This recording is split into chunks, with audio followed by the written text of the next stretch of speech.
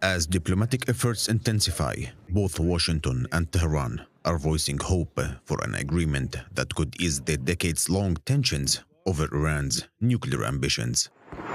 President Donald Trump is optimistic about a diplomatic resolution with Iran, stressing that a deal is, quote, within reach and reaffirming that the U.S. is committed to a peaceful outcome without resorting to military force.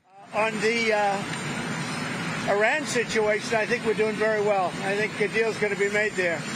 That's going to happen. Pretty sure it's going to happen. We'll have something without having to start dropping bombs all over the place. On the other side of the equation, Israeli Prime Minister Benjamin Netanyahu has made it clear that any deal with Iran must involve the dismantling of Iran's nuclear infrastructure. Which means you destroy the centrifuges, you remove, of course, the nuclear material that is already enriched, and there are a few other things that you have to do, but that's the crux of it.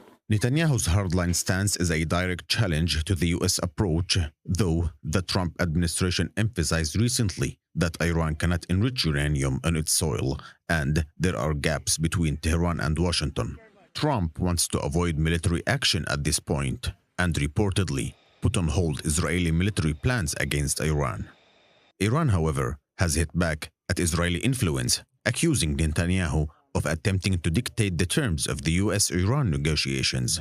Israel's fantasy that it can dictate what Iran may or may not do is so detached from reality that it hardly merits a response.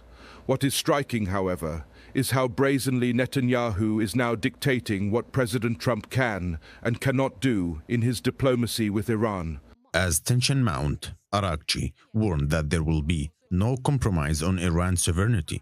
The Iranian leadership has also issued firm response to military threats from Israel, insisting that any strike will be met with swift retaliation.